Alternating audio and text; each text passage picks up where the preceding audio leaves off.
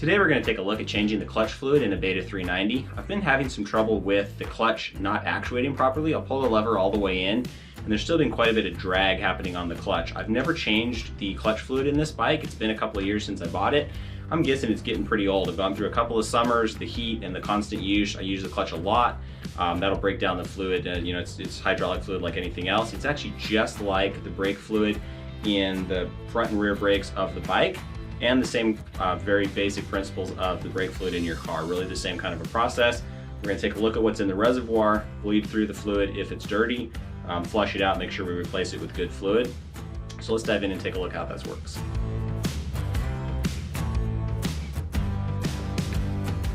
The first thing we're going to check is we're going to open the clutch fluid reservoir. We're going to see if the level's okay, see what the fluid condition looks like. I haven't changed it since this bike was new, so it's entirely possible that it's low or that the fluid's worn out, gone bad in some way. Got water in there. There's lots of things that can happen. Let's open it up and take a look. I've made sure that the bike's really level so that when I take this cap off, we don't have fluid spilling out. There might still be a little bit dripping down the sides. Braking clutch fluid can be corrosive, so it's a good idea to try to mop up whatever's going to leak out of there. Usually these things are real full.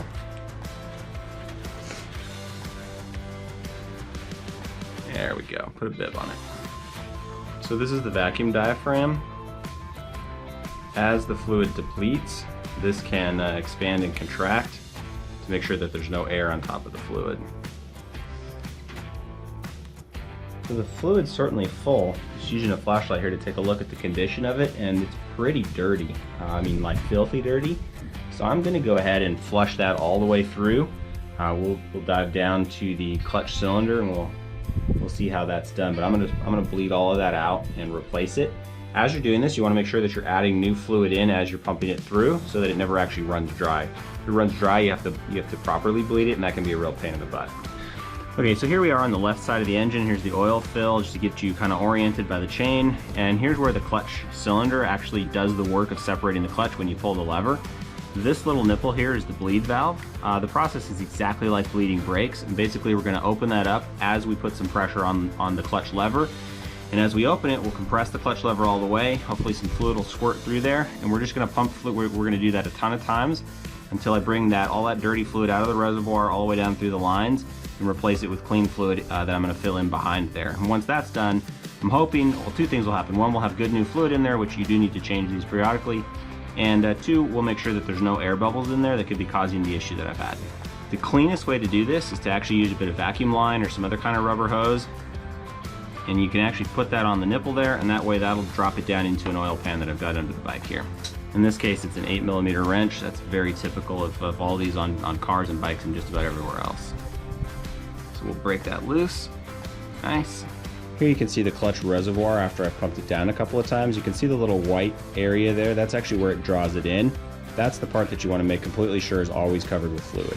The manual for the Beta calls for a Motul RBF 600 brake fluid. I looked that up. I don't actually have any, but it meets the .4 specifications. I'm going to use this .4 Honda fluid. I think that'll work out just fine.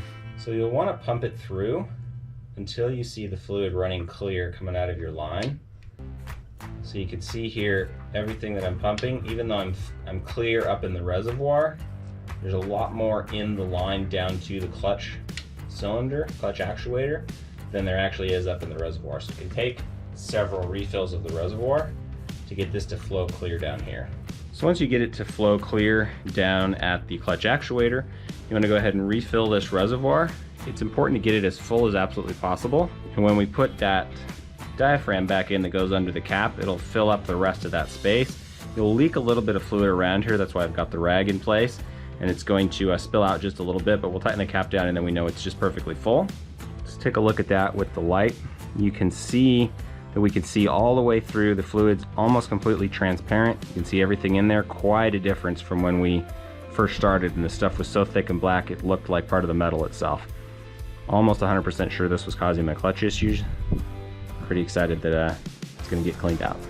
We're going to go ahead and wipe it up, and that's the end.